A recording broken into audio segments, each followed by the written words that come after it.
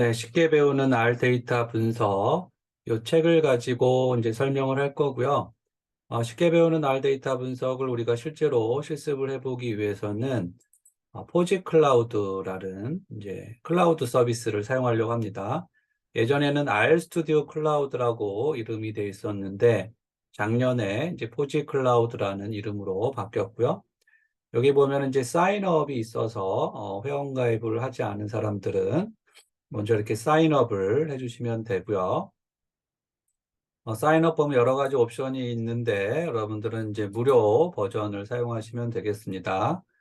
그래서 사인업에서는 두 가지 방식이 있는데 일반적으로는 여러분들 이메일과 패스워드, 이름, 성 이렇게 입력하고 회원 가입을 하는 방식이 있고요.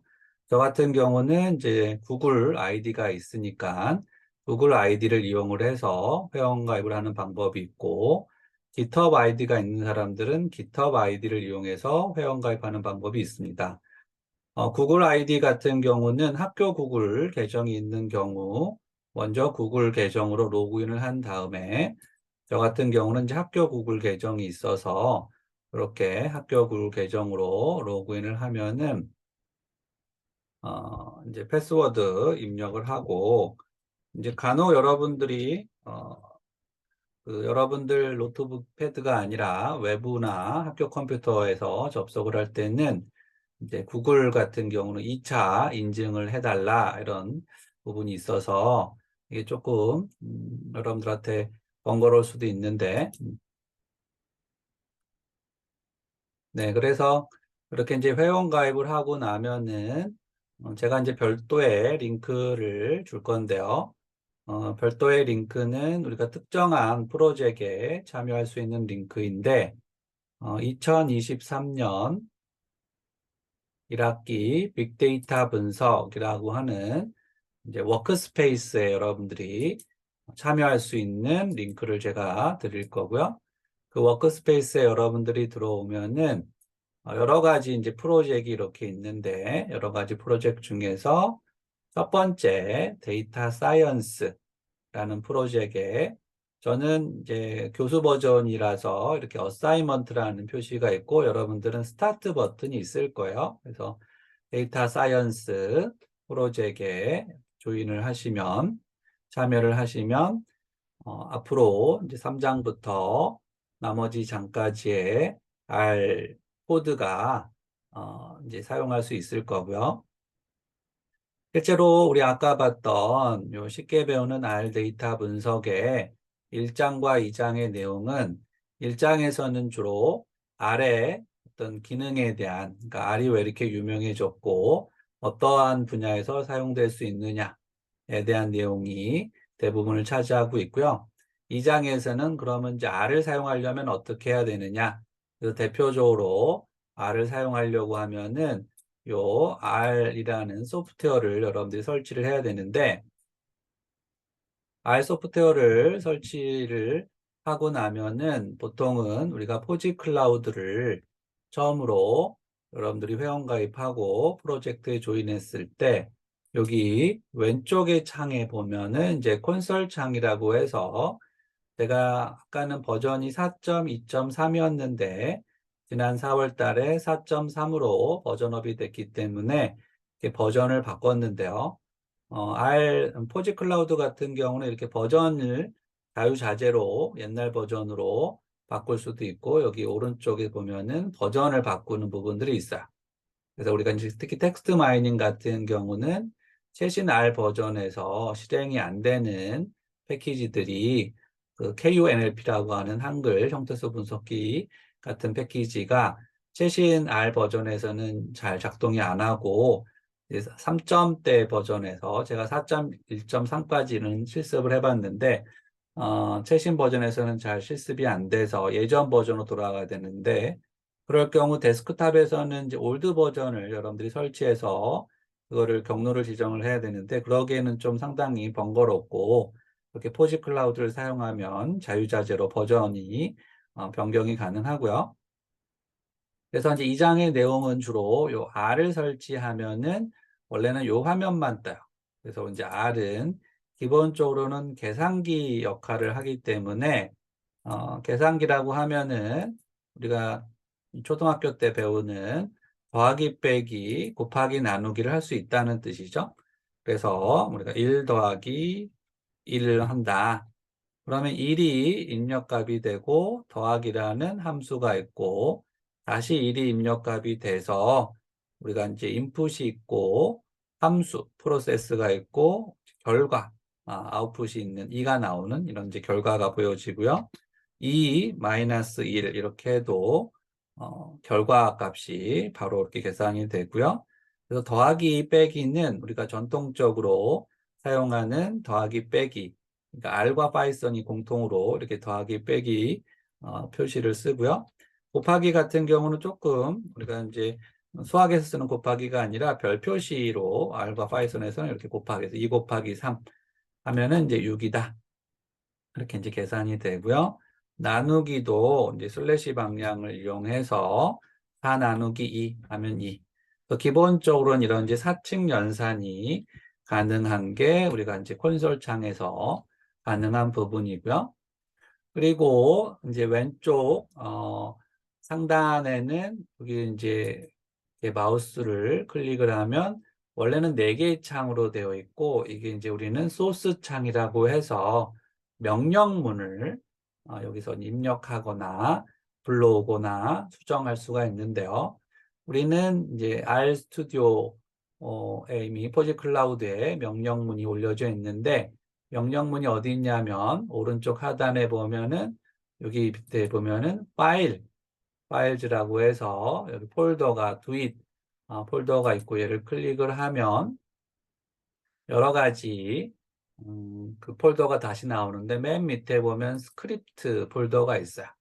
스크립트 폴더가 있고 맨 위에 보면은 스크립트 언더바 파트 03.r 얘를 마우스로 클릭을 하면 이렇게 지금 제가 실습을 했던 더하기 빼기를 하는 방식을 변수 함수를 이용해서 하는 방식으로 다시 설명을 하고 있어요.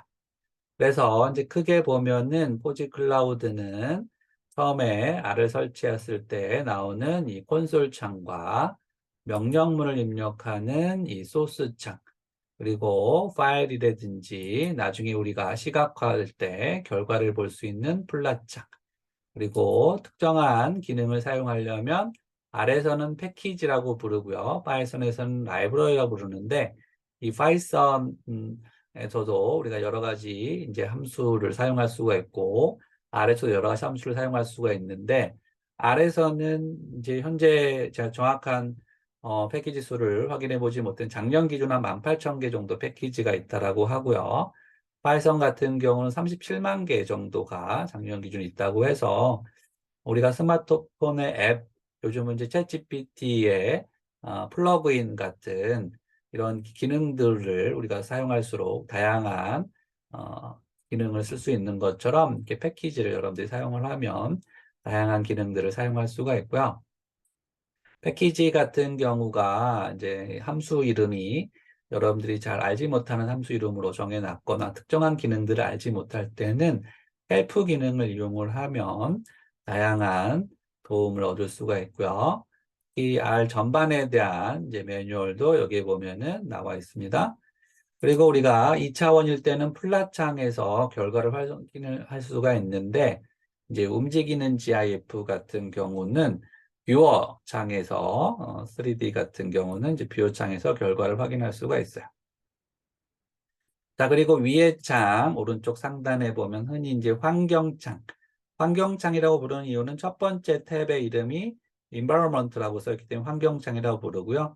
이 환경창에 보면은 지금은 이제 아무런 것도 나와 있지는 않지만 여기 이제 3장에서 좀 이따 해볼 텐데 이 네 번째 줄을 실행을 시키면 원래 아무런 것도 없다가 A라는 변수가 생기고 A에 1이라는 값이 입력된 알 수 있고요. 아까 봤던 콘솔 창에서는 그냥 별다른 결과는 나오지 않고 그냥 명령문이 실행된 것처럼만 나와서 여러분들이 조금 의아할 수 있는데 이거는 이제 할당 연산자라고 해서 변수를 생성하는 명령문이기 때문에 콘솔 창에서는 이게 명령문만 실행된 것처럼 보이고요. 실제 환경창에 보면 이렇게 새로운 변수가 생성된 것을 확인해 볼 수가 있어요. 7번도 마찬가지로 이렇게 해보면 이제 B라는 변수가 생성되어 있는 걸 알 수가 있고요. 그동안 내가 어떠한 명령문을 실행했는지 히스토리에 가보면 이렇게 그동안 실행했던 명령문들을 볼 수가 있고요. 커넥션에서는 이제 외부 커넥션 하는 건데 주로 쓰지는 않고요. 튜토리얼도 아까 우리 헬프 기능도 있지만 튜토리얼을 이용하면 다양한 우리 사용 설명을 알 수가 있는데 개인적으로는 튜토리얼을 통해서 많은 부분을 알기보다는 우리 이제 책을 통해서 여러분들이 습득하는 게 더 정확하게 습득할 수 있을 것 같습니다. 네, 그리고 우리가 이제 보통은 처음에 여러분들이 실행하면 이렇게 왼쪽에는 소스 창, 오른쪽 밑에는 이렇게 콘솔 창으로 구성이 되어 있는데 이렇게 됐을 때 이제 보기가 좀 불편해서 이거는 꼭 이렇게 해야 되는 건 아니고 대부분 이렇게 사용하긴 하는데 이 툴즈라고 하는 위에 탭에서 보면 맨 밑에 글로벌 옵션즈라는 옵션이 있고요. 글로벌 옵션에서 여기 하나, 둘, 셋, 넷, 5번 펜 레이아웃에 보면은 요 4개의 창의 위치, 배치를 여러분들이 자유자재로 바꿀 수가 있어요. 저 같은 경우는 왼쪽에는 소스 창, 오른쪽에는 콘솔 창 이렇게 배치하는 게 나중에 실습을 할 때 결과를 쉽게 확인할 수가 있어서 실제로 4개의 창이지만 이렇게 이제 확대시켜 놓으면 왼쪽에는 명령문, 오른쪽에는 명령문을 실행시킨 것과 결과, 물론 이제 플러스를 우리가 사용할 때는 밑에 오른쪽 하단에 보면 이제 플랫의 결과가 나오고요. 그렇지 않는 기술 통계량의 결과는 이 콘솔 창에 계산 결과가 나옵니다.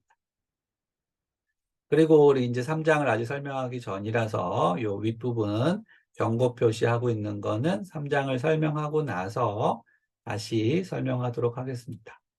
네, 그래서 우리 이제 이 책의 2장에서는 주로 R을 어떻게 설치할지와 기존에는 이제 R 스튜디오라고 불렀는데 R을 통합 개발 환경에서 사용하기 위한 별도의 소프트웨어고요. 순서로 보면은 R을 먼저 설치하고 R 스튜디오, 요즘 이제 이름 바뀐 포짓을 이제 설치하는 건데 이 방식이 뭐 여러분들 노트북이나 데스크탑이 있는 사람들은 별도로 노트북 데스크탑에 설치를 해도 되는데 아까도 얘기했지만 이제 버전이 자유스럽게 왔다 갔다 하는 문제라든지 특히나 여러분들 컴퓨터나 노트북이 오래돼서 램 사양이나 CPU 사양이 낮을 때 그리고 여러분들 컴퓨터를 끄고도 실행을 시키고 싶을 때 그리고 이제 스마트폰이라든지 디지털 디바이스에서도 이런 실습을 해보고 싶을 때는 이 클라우드 서비스를 사용하는 게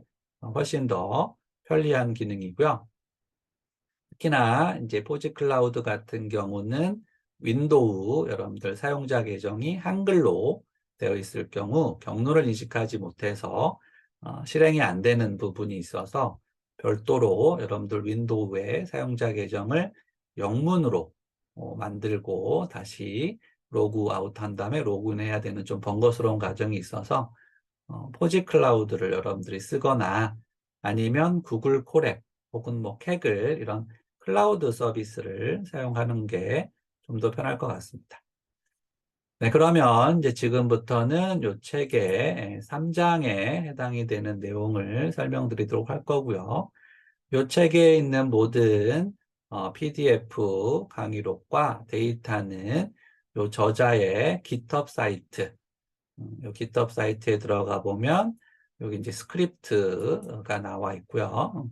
우리가 아까 봤던 스크립트가 나와 있고, 그리고 제가 지금 화면에 띄워놓은 렉처 폴더에 들어가 보면 PDF 똑같은 내용이긴 한데 PDF 버전에 이렇게 3장부터 해서 15장까지 내용이 여기에서 볼 수가 있고요. 물론 이런 내용들을 여러분들이 하나하나씩 다 다운받기가 힘들기 때문에 여기 코드에 보면은 맨 밑에 보면은 다운로드 칩이라고 해서 한꺼번에 이 폴더와 파일을 다운받을 수 있고 제가 이미 포지 클라우드 아까 우리 파일 창에 여기 프로젝트에 보면은 이 doit 폴더가 있는데 그거를 다운받아서 여기 이제 업로드라는 기능이 있어요. 이제 여러분들 컴퓨터를 쓰는 게 아니라 클라우드 컴퓨터를 쓰는 거기 때문에 어떤 파일을 다운받아서 클라우드에서 쓰려면 여기 업로드 기능을 이용하거나 혹은 특정한 URL 주소를 지정을 해줘야지만 웹에 있는 데이터를 사용할 수가 있는데 저 같은 경우는 아까 요 GitHub 사이트에 들어가서 요 코드 부분에 다운로드 집을 해서 다운로드를 받은 거를 압축을 풀지 않고 이렇게 업로드 여기 이제 파일 선택을 눌러가지고 파일 선택에서 파일을 선택하고 OK를 누르면 자동으로 압축이 풀리면서 이렇게 폴더가 생성이 돼요. 그래서 이미 GitHub에 있는 모든 파일들, 여기 이제 데이터까지 있는데요. 데이터를 포함해서 여기 보면은 맨 밑에 아까 스크립트도 여기 나와 있고 여기 보면은 렉처 PDF에 보면은 우리가 지금 보고자 하는 강의록까지도 여기 다 올려져 있어서 여러분들이 자유자재로 연습을 해볼 수가 있을 것 같아요. 자, 그러면 1장, 2장에 대한 설명을 마치고요. 지금부터는 본격적으로 3장에 대한 내용을 나가보도록 하겠습니다. 네, 3장부터는 우리가 프로그래밍, 특히 R 프로그래밍과 파이썬 프로그래밍의 핵심이라고 할 수 있는 변수와 함수, 베리어블과 펑션에 대해서 다뤄보고자 합니다. 베리어블은 이제 프로그램 중심, 이제 프로그래밍에서는 객체 중심 프로그램에서는 오브젝트다라는 표현도 쓰고요. 우리 통계에서는 그 오브젝트 중에 주로 이제 변수, 그런 이제 상수도 다루긴 하지만 변하는 수인 변수를 다루기 때문에 변수에 대한 내용이 가장 중요한 내용이고요. 우리가 이제 AI 발달사를 보면 1세대, 2세대에서는 룰 베이스의 AI였고 그 룰이라고 하는 게 주로 함수를 펑션을 우리가 찾는 게 핵심이었다고 하면은 이 3세대, 4세대 딥러닝으로 넘어오면서 머신러닝, 딥러닝으로 넘어오면서는 데이터 드리븐 모델이 상당히 중요한 모델이 됐고 최근에 챗GPT 사전 학습된 랭귀지 모델에서도 이 데이터가 중요해져서 이제는 조금 관심이 바뀌긴 했지만 여전히 둘 다 우리한테는 중요한 부분입니다. 자, 그래서 3장에서는 첫 번째로 변수가 뭔지에 대한 이제 개념이 등장하고 있고요. 변수는 이제 우리가 벨이라는 동사에서 출발을 해서 다양한 명사형이 있는데 여기서 이제 베리어블 그래서 이제 변하는 수고 기본적으로는 샘플 스페시픽한 부분이 있습니다. 여기서 이제 국적 위에는 상수라고 써져 있지만 국적이라는 변수 그러니까 특성이 항상 상수인 건 아니고 이 데이터 4명의 데이터에서는 모두 다 동일한 국적이기 때문에 그래서 이제 이럴 땐 우리는 변하지 않아서 상수다. 영어로는 이제 constant라는 표현을 쓴 거고요. 여기서 이제 소득과 성별과 학점은 항상 변수가 되는 건 아니고 이 샘플, 이 표본에서는 소득이 하나라도 다른 값이 있다는 거죠. 모두 다 다른 값이 있을 수도 있지만 하나라도 다른 값이 있을 때는 두 개가 서로 다를 때는 그때는 우리가 변수라고 하고요. 우리가 학문에 따라서 관심 갖는 분야가 다르긴 하지만 보통 양적 연구를 활용하는 연구에서는 요 변수가 우리 연구의 대상이 되고 그럴 때 우리 관심 있어 하는 변수를 회귀 모형 같은 경우는 종속 변수다 라는 표현을 쓰고요. 그 종속 변수에 영향을 미치는 변수를 독립 변수 혹은 예측 모형 같은 경우는 예측 변수 이런 표현을 씁니다. 그럴 때도 그 값이 변한다는 게 중요한 포인트고요.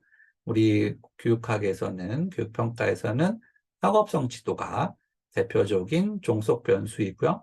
학업성 지도에 영향을 주는 독립 변수, 예측 변수로는 타임 온 태스크라고 해서 과제에 집중하는 시간, 공부 시간이 대표적인 예측 변수, 독립 변수가 되고요.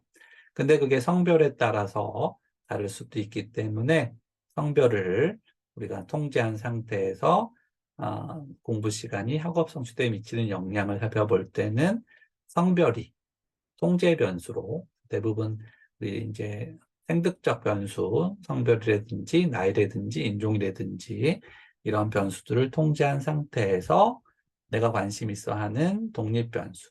다르게 표현하면 내가 관심 있어 하는 이제 종속 변수, 학업 성취도에 영향을 미치는 독립 변수와 예측 변수를 찾는 게 우리 양적 연구, 특히 실험 연구를 기반으로 한 양적 연구의 가장 중요한 연구 목적입니다. 그걸 우리가 이제 인과 추론, 원인과 결과 관계를 추론한다. 이런 표현을 쓰는 거고요. 자, 우리가 이제 R이나 파이썬에서는 이제 컴퓨터한테 내가 사용하고자 하는 변수가 뭐다라는 거를 설정을 해 주는데, 그걸 우리가 이제 여기서는 변수 만들기라고 했고, 실제로는 우리가 할당한다는 표현을 씁니다. 그래서 아까 우리 이제 한번 보긴 했지만 1이라는 값을 바로 입력한 다음에 1 더하기 1 이렇게도 우리가 계산을 할 수 있지만 그것보다는 1을 A라는 여기서 이제 A라는 그릇을 우리가 만들어 놓고 그릇의 이름을 A라고 했는데 그릇 안에다가 숫자 1을 집어넣은 거죠. 함수라는 것 자체도 우리 함사세요 할 때 함에 이제 숫자가 들어가 있다. 그래서 이제 함수라는 표현인 건데 그런 것처럼 이 함에 숫자가 들어가 있는 거고 그 함의 이름이 A라는 거예요. 그래서 A에 이제 함이니까 안에 들어가 있는 게 잘 보이지 않겠죠. 그래서 이제 집어넣고 우리 컴퓨터한테 A에는 뭐가 들어가 있니? 이렇게 물어보면 숫자가 들어가 있고요. 그 숫자는 1입니다. 이렇게 이제 표현해 주는 게 우리 어떤 객체, 이걸 이제 객체라고 부르기도 하고요. 객체의 값을 우리가 확인해 볼 수가 있고요. 자, 그렇다면 두 번째, B라는 함을 만들고 거기다는 숫자 2를 집어넣고 그러면 이제 다시 우리가 요즘 많이 이제 있는 포천 박스가 될 수 있는 거죠. 박스가 있는데 안에 뭐가 들어가 있는지 모르는 상태에서 자판기를 이용해서 이제 박스를 하나를 선택을 하고 그 박스를 열었더니 이제 내가 원하는 뭐 아이폰이 있더라. 이런 것처럼 이제 B라는 박스가 있는 함이 있는데 거기에는 숫자가 2가 있더라. 그다음에 C라는 함이 있고 거기 3이 있더라. 그다음에 D라는 함이 있고 이제 이 앞에랑 다르게 정수만 입력하는 게 아니라 이렇게 이제 3.5에서 실수도 루트도 우리가 입력할 수가 있어요. 로그도 사인 함수도. 자, 그래서 이 부분에서 이제 우리가 컴퓨테이셔널 띵킹이라고 특히 소프트 교육, AI 교육에서도 많이 강조하는 가장 중요한 게 이제 컴퓨테이션 한다. 계산적 사고 역량을 키운다. 그래서 결국 변수도 중요하긴 하지만 변수를 가지고 연산하는 걸 우리가 이제 계산한다고 하고 그 계산이 아까 우리 더하기, 빼기, 곱하기, 나누기 우리가 사칙연산이라고 부르고요. 사칙연산이 대표적인 함수가 되는 겁니다. 그래서 우리가 직접 1과 2를 더할 수도 있지만 A라는 함과 B라는 함을 더했더니 그 함의 결과가 이제 3이 됐다. 그래서 A를 집어넣고 B를 집어넣었더니 그다음에 그거를 더하라고 하는 어떤 프로세스를 거쳤더니 결과값으로 3이 됐다. 이게 프로그래밍의 가장 기본적인 구조라고 볼 수가 있죠. 인풋이 있고 프로세스가 있고 아웃풋이 있고 여기서 인풋은 A하고 B라는 인풋이 있었던 거고요. 실제로는 A라는 인풋과 B라는 인풋이 있었던 거고 프로세스라는 거는 어떤 프로세스가 있을지 모르는데 여기서는 더하기를 했어요. 이거를 물론 빼기를 할 수도 있고 곱하기를 할 수도 있고 나누기를 할 수도 있고요. 아니면 A에 B 제곱승이 할 수도 있고 A를 뭐 2루트 하는 것처럼 B 루트 값으로 나눠줄 수가 있고요. 다양한 연산이 다양한 함수를 적용할 수가 있다는 게 이제 중요한 부분이고요. 앞부분에서는 하나의 값만 입력을 했지만 우리가 한 반에 20명의 아이가 있고 20명의 아이들의 수학 점수, 영어 점수, 국어 점수가 있고 그 점수들의 합계와 평균, 최소값과 최대값을 구한다고 하면 여러 값을 입력을 해야 되는데 아래서는 그 여러 값을 입력해 주는 기능으로서 사용할 수 있는 기능을 얘도 이제 함수라는 표현을 쓰는데요. 컴바인의 약자인 C, 이 대소문자를 구분하기 때문에 소문자 C라는 점에 여러분들이 주의를 해야 되고요. 또 소문자 C를 이용을 하면 여기서는 숫자를 먼저 예를 들었지만 숫자든 문자든 2개 이상의 값을 입력할 수가 있고 그 값과 값의 구분을 위해서는 우리가 이제 쉼표를 맞춤표가 아니라 쉼표예요. 만약에 이 맞춤표를 쓰면은 1.2 그래서 이제 실수값을 입력하는 게 되는 거라서 쉼표를 이용해서 여기서는 1과 콤마 2, 쉼표 5, 쉼표 7, 쉼표 8 해서 총 5개의 값을 입력을 하는 함수를 우리가 만들어낼 수가 있고요. 그 함수를 아까 우리 함 이름을 또 짓는 거죠. 약간 A, B, C 이렇게 이름을 줬는데 이거는 이제 변화하는 수라는 함수의 이름을 좀 더 구체화시키기 위해서 베리어블에 다 쓰면 이제 시간이 오래 걸리니까 앞에 보통 세 글자 VAR 그다음에 이제 이 법칙이 있는데 변수 이름을 짓는 법칙은 숫자가 먼저 나와서는 안 되고 중간에 띄어쓰기를 해서는 안 되고요. 한글은 가능하고요. 숫자가 중간에 들어가는 거는 관계가 없고요. 보통 이제 띄어쓰기를 위해서는 점을 찍거나 언더바를 하거나 대문자 두 번째 새롭게 시작한 단어는 낙타기법이라고 해서 대문자를 쓰는 방식을 쓰고요. 저 같은 경우는 더 짧게 쓰고 싶어서 variable이라고 쓰지 않고 그냥 V1 혹은 문항인 경우는 Q, question 1 답인 경우는 answer에서 A1 이렇게 일반적으로는 이제 variable에서 VAR1을 많이 쓰고요. V1을 자, 우리가 실제로 우리 반 번호가 1번부터 20번까지 있는데 정해져 있는 반 번호죠. 근데 그거를 1, 2, 3, 그리고 내가 학년부장 혹은 교무부장이 돼서 전체에 이제 번호를 매겼는데 300명이 있고 300명의 번호를 순차적으로 1번부터 300번까지 하려고 하는데 그거를 일일이 입력하려고 하니까 너무 시간이 오래 걸려요. 그래서 이제 쉽게 입력할 수 있는 방법이 콜론을 이용을 하면 연속된 숫자를 전 세계 인구가 80억이 있죠. 그럼 1 콜론 이제 80억 하면 1번부터 80억까지의 아이디가 생성이 되는데 실제로 여러분들이 이 얘기를 듣고 그런가 하고 해보려고 하면 실행이 안 돼요. 실행이 안 되는 이유는 이게 이제 생성이 되려면 램에서 이제 그 부분이 저장이 돼야 되는데 램 용량의 한계가 제한되어 있는 경우는 무한대로 숫자가 생성이 되지는 않고요. 램의 용량에 따라서 이제 생성이 되고요. 자, 그래서 이제 변수를 우리가 이렇게 입력을 하는 방법인데 또 하나의 방법은 연속된 숫자가 아니라 흔히 우리가 이제 짝수나 홀수를 입력하고 싶을 때 나는 짝수만 입력하고 싶다. 지금 예제는 홀수만 입력하는 예제이죠. 그래서 이제 시퀀스, 흔히 우리가 수열이죠. 순열이야, 수열. 그래서 수의 나열이라고 볼 수 있는데 규칙이 있는 수의 나열. 그래서 흔히 뭐 등차 수열, 등비 수열 건데 여기서 이 시커지는 실제로 1부터 시작하니까 홀수가 되는 거고요. 만약에 시작 지점이 2부터 시작하면 짝수가 되겠죠. 그래서 이제 by라는 함수를 우리가 이용을 해서 by라는 파라미터를 이용을 해서 2씩 커지게 할 수도 있고 3씩 커지게 할 수도 있고 이런 부분들이 우리 숫자를 입력하는 방식이고요.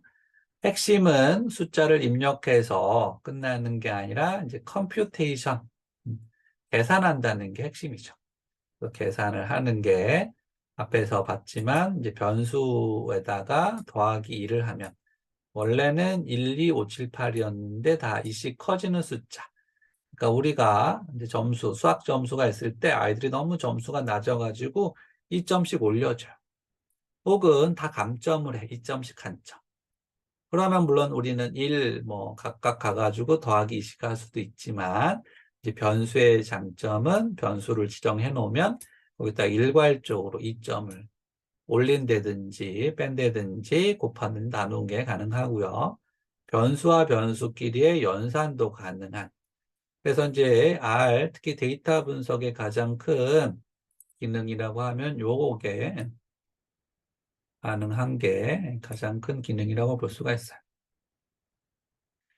자, 우리 앞부분에서는 주로 숫자를 다루기 때문에 숫자로 되어 있는 변수를 만드는 방법을 살펴봤고요.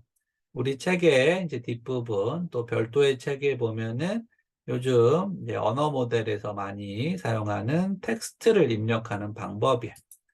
텍스트를 입력하는 방법은 이게 이제 1등급, A가 A등급이라고 하는지, 여기서는 A라는 거는 누가 봐도 문자라서 문자라고 인식이 될 수 있긴 하겠지만, 우리가 1등급이라고 표시하고 싶어요.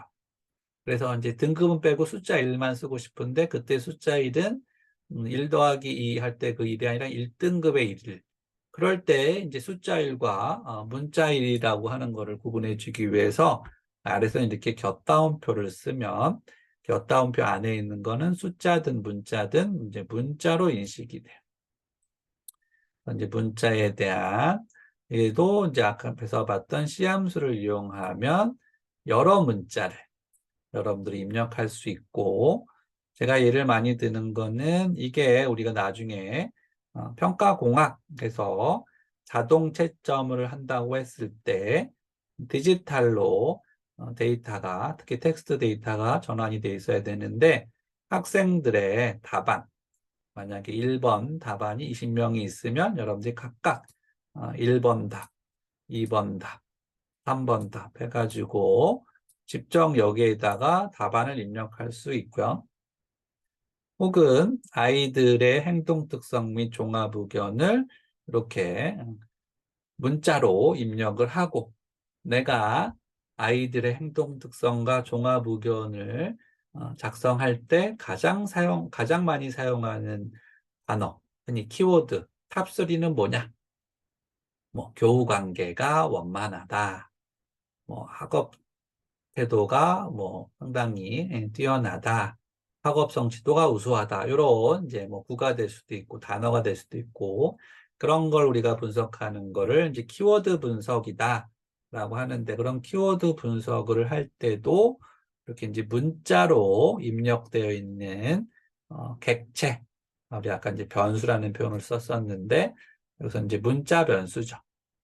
문자 변수를 만들 때는 우리 이제 숫자는 베리어블이라고 썼는데 문자는 영어로 스트링, 앞글자를 따서 str, 외계어처럼 생겼는데 이렇게 이제 str이라고 이름을 짓고 첫 번째 문자와 두 번째 문자를 다르기 위해서 보통 뒤에 숫자를 붙이죠.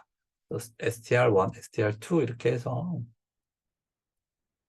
그런데 이제 문자는 이 상태로는 연산이 안 되고요. 이거를 연산하기 위해서는 우리가 토큰화한다, 벡터라이제이션 한다 해서, 특히 요즘 챗GPT가 사용하는 언어 모델, 우리가 이제 이거를 문자로 인식을 하면 얘 확률을 계산할 수가 없죠. IM 해서 이제 12시가 다가오면 헝그리, 이게 이제 대부분 90%가 등장하는데 IM 그다음에 해피 이게 등장할 확률은 10%다. 이러려면 얘가 이제 얼만큼 등장하는지 카운트를 해야 되는데, 그럼 이제 컴퓨터는 문자로 인식하는 게 아니라 0과 1로 모든 거를 인식하기 때문에 이제 문자를 0과 1로 바꿔주는 거를 우리가 벡터라이제이션, 벡터화한다 라는 표현을 쓰고, 벡터화하기 위해서는 어떠한 거를 벡터할 거냐 해서 이제 나누는 거를 토커너라이제이션 해서 토큰으로 만든다, 이런 표현을 쓰고요. 자세한 내용은 여러분들이 텍스트 마이닝에 대한 내용을 공부하면 여기서 할 수 있을 것 같아요. 자, 앞에서 이제 주로 변수에 대한 내용, 이제 객체라고 했고, 특히 우리 이 데이터 분석에서는 이제 변수라는 표현을 썼는데, 변수가 있고, 우리가 또 있어야 될 게, 특히 1, 2세대 인공지능에서는 룰이라고 해서, 룰 베이스라고 해서, 이제 함수, 영어로는 이제 펑션. 아까 숫자를 함이라고 했죠. 함은 우리 함사세요 할 때 함이고, 수는 숫자. 그래서 숫자가 들어가 있는 함이다. 그래서 어떠한 값. 그래서 이제 문자 들어갈 수 있는데, 아까 이제 문자가 숫자로 우리가 바꿔주는 거를 해준다고 했죠. 벡터라이제이션을 이용해서. 그래서 결국 이제 컴퓨터에 뜨는 0과 1로 되어 있는 숫자를 주면 얘가 이제 그 숫자를 다시 이렇게 여러 가지 연산을 해가지고 숫자로 결과를 내보내 줄 수 있고, 다시 그 숫자를 문자로 변환해가지고 I am, happy, I am good 뭐 이렇게 해서 나는 행복하다, 나는 즐겁다. 이렇게 이제 문장으로 생성이 될 수도 있고, 여기처럼 숫자가 1, 2, 3이 들어가면 1, 2, 3을 어떻게 할 거냐 했을 때 나는 얘를 합계를 구해서 합계를 정규화시키기 위해서 사례수로 나눠주는, 그게 이제 산술평균의 개념인데, 산술평균을 한번 해봐라. 그랬더니 2가 나오는 이런 거를 이제 우리가 함수다.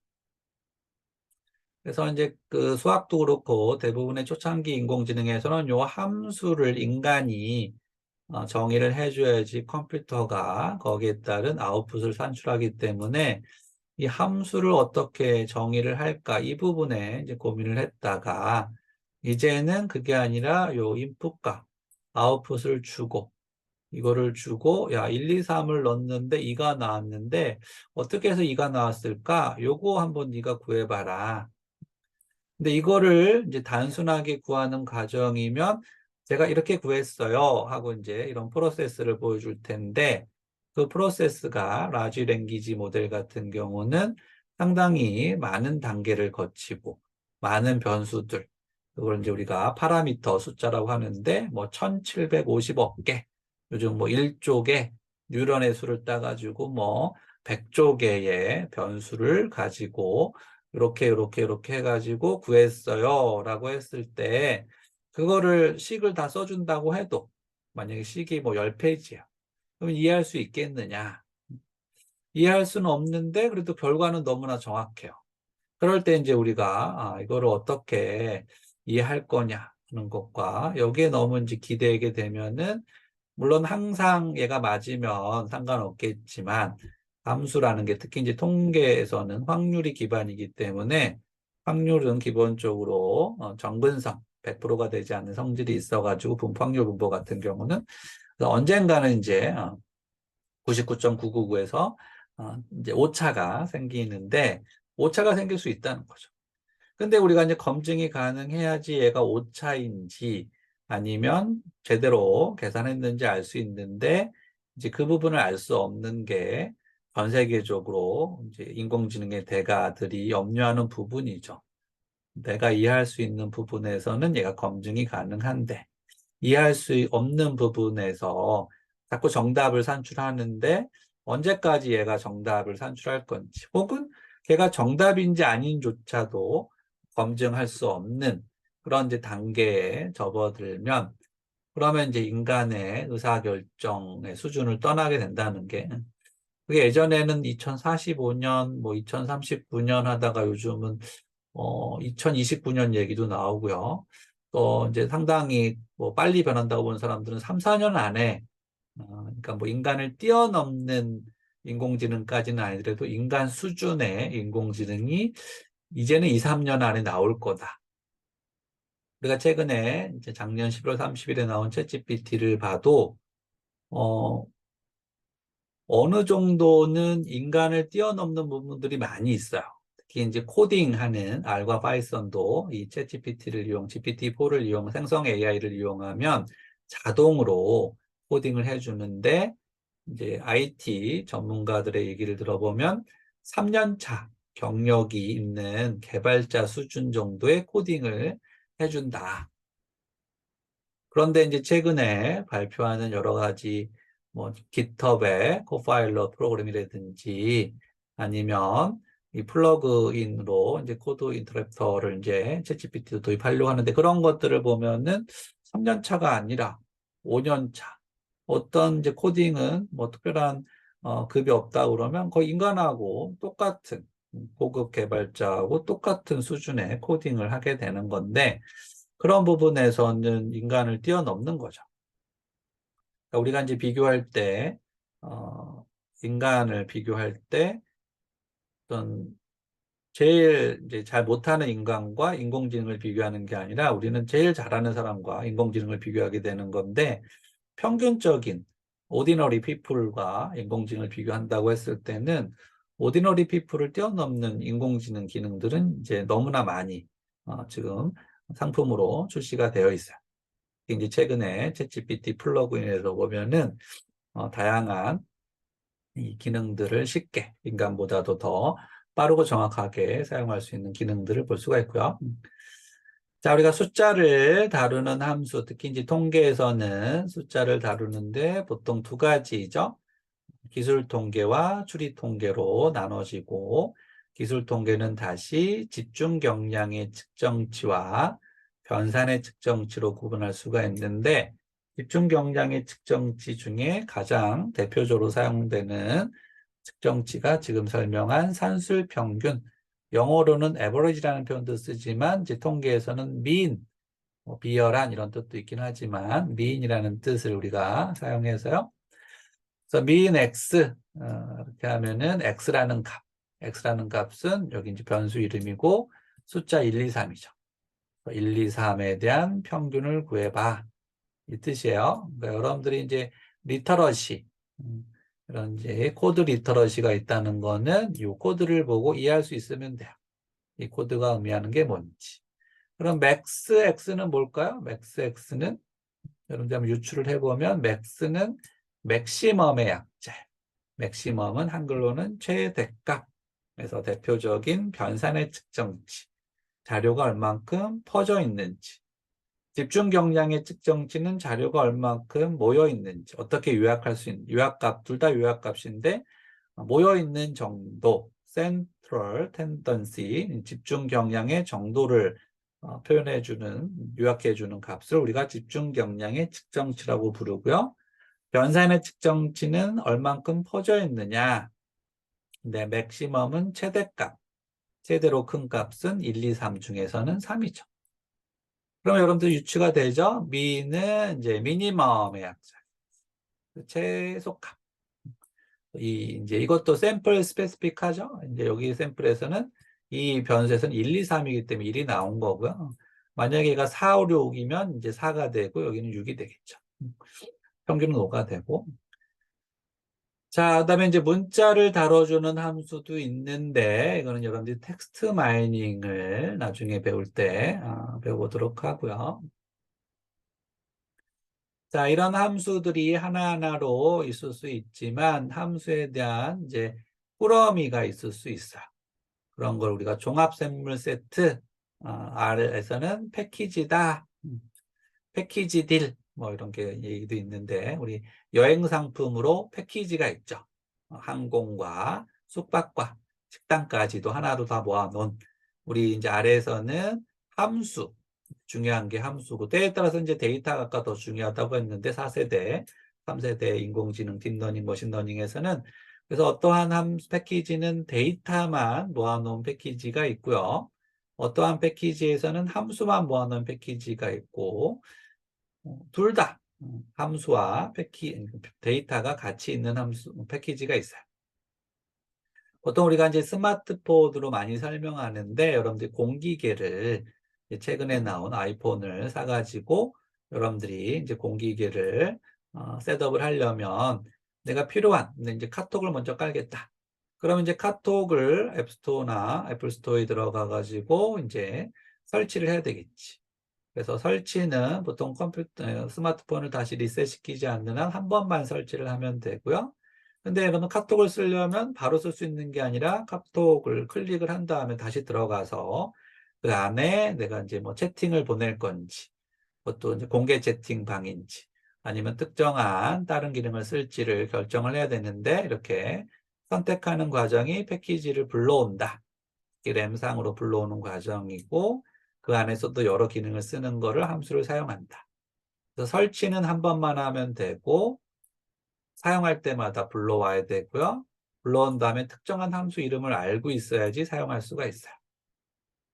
무슨 얘기냐면 우리가 대표적인 시각화 패키지가 이제 더 그래머 오브 그래픽의 문법이라고 하는 ggplot라는 패키지인데 이게 버전이 업돼서 2가 됐어요. 이 패키지를 우리가 사용하려면 먼저 설치해라. 띄어쓰기 대신에 점을 찍고 패키지를 설치해라. 패키지 이름은 곁다운표하고 ggplot이야. 그래서 여러분들 패키지 이름을 알아야 돼요. 그리고 나서 이제 설치는 한 번만 하면 되고 쓸 때마다 나 어떤 패키지 쓸 거냐? 우리 도서관에서 책을 끄집어낼 때 책 이름을 얘기해 줘야지 주겠죠? ggplot2 갖고 오세요. ggplot2 쓸 거예요. 그래서 ggplot2 이렇게 하면 여기는 곁다운표가 왔고요. 사용할 수가 있어요. 그랬을 때 이 ggplot2에서 우리가 어떻게 이제 얘를 활용할 수 있냐면 앞에서 배웠던 문자 함수. 그 문자를 입력하는 C 함수를 이용해 가지고 문자 변수를 만들어내. X라고 해서 A가 2개 있고 B가 하나, C가 하나. 근데 이거를 내가 그림으로 보고 싶어요. 그림으로 보고 싶을 때 Q는 퀵 플랫, 빨리 그림을 보고 싶어. 그래서 Q 플랫이라는 함수 이름을 쓰고 요 변수, 문자 변수 이름 X. 이게 X이기 때문에 여기 안에 가로 안에 X가 된 거죠.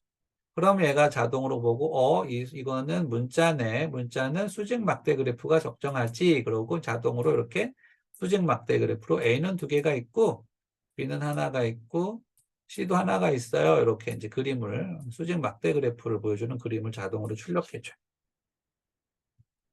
그거 말고 이제 유명한 데이터 중에 여러분들 운전을 하는 사람도 있겠지만 미국에서 연비를 따질 때는 1갤론당 몇 마일을 가느냐.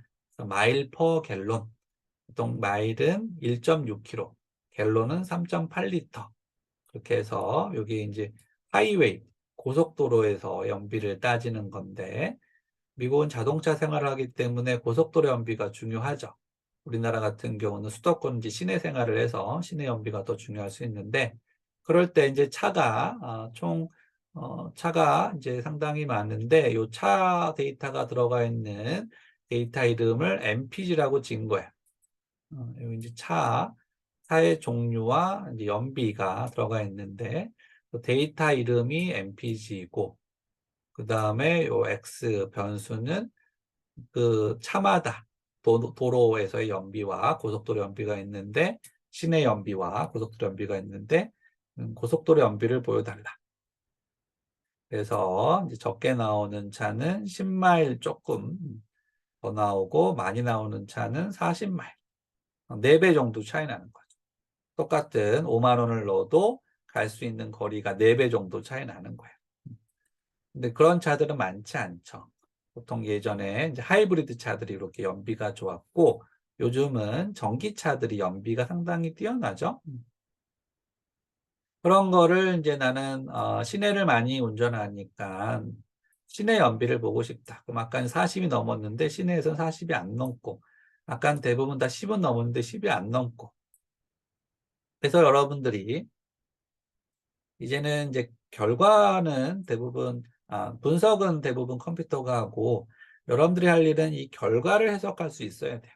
그러니까 제가 요 그림만 보여줘도 이 그림이 하나는 이제 도시고 하나는 고속도로일 때 자동차가 여러분들 자동차에 대한 상식이 없다고 해도 자동차 연비는 어떠한 경우에 더 효율적인지 똑같은 1갤론을 넣어도 얼마나 더 많이 갈 수 있는 도시에서 많이 갈 수 있는지 고속도로에 많이 갈 수 있는 이런 것들 이제 결과 이게 흔히 우리가 데이터를 베이스로 한 어떤 이 에비던스 의사결정을 하는 거죠. 자, 이런 부분들이 이제 자료에 따라서는 연속이 아닌 변수들이 있어요. 그게 이제 여기는 드라이브 방식인데 4는 앞바퀴 뒷바퀴 흔히 우리가 사륜 자동차 F는 앞바퀴로 전륜 자동차 R은 뒷바퀴로 후륜 자동차 이거에 따라서 여기서 보면은 보통 전륜 자동차들이 연비가 좋은 차들이 많고 네 바퀴로 가는 차들이 연비가 안 좋은 차들이 많다는 거. 이쪽이 이제 고속도로 연비를 나타내고 있고요. 자, 이거를 우리가 점으로 표현할 수도 있지만 나는 이걸 선으로 좀 보고 싶어 하면은 우리 이제 초등학교에도 등장하는 선 그래프가 등장하게 되는 거고요. 그리고 이거는 8장에서 다시 자세하게 설명하겠지만 존 투키가 탐색적 자료 분석, Exploratory Data Analysis라고 해서 흔히 EDA라고 대문자로 많이 쓰는데요. EDA라고 부르는 이 탐색적 자료 분석을 하기 위해서 자료를 탐색해보는 대표적인 데이터 시각화 방법으로 상자 그림. 왜 상자 그림이냐고 하면 여기 안에 상자가 들어가 있어요. 상자가 들어가 있고 상자가 높이가 높을 수도 있고 여기는 짧고 높은데 이거에 따라서 이제 데이터가 어떻게 퍼져 있는지 그다음에 집중 여기 50% 해당이 되는 값이 굵은 선인데 어디에 집중되어 있는지를 한눈에 볼 수 있는 이제 그림을 제안을 했고요. 이거 같은 경우는 색상이 다 동일하니까 잘 눈에 띄지 않아서 앞에서 이제 사륜차는 빨간색, 전륜차는 녹색, 후륜차는 파란색으로 이렇게 표시하는 이런 기능들을 여러분들이 볼 수가 있어요. 자, 그러면 여러분들이 요거를 한번 해보시도록 하죠. 우리가 이제 이 평가 관점에서는 학생들의 시험 점수를 R을 사용해서 평균도 구해보고 그 평균을 이용해가지고 그림으로도 한번 보여주고 싶은데 그럴 때 이제 5명의 80점, 60점, 70점, 50점, 90점 있다고 했을 때 이거를 어떻게 숫자 변수로 만들고 숫자 변수를 이용해서 연산, 전체 평균을 구해서 이 평균을 가지고 또 다른 연산을 할지. 자, 이 부분을 한번 해보도록 하고요. 자, 다음 장에서는 이제 구체적으로 2차원, 흔히 이제 행과 연로되어 있는 데이터 프레임을 이용한 자료 분석에 대해서 살펴보도록 하겠습니다.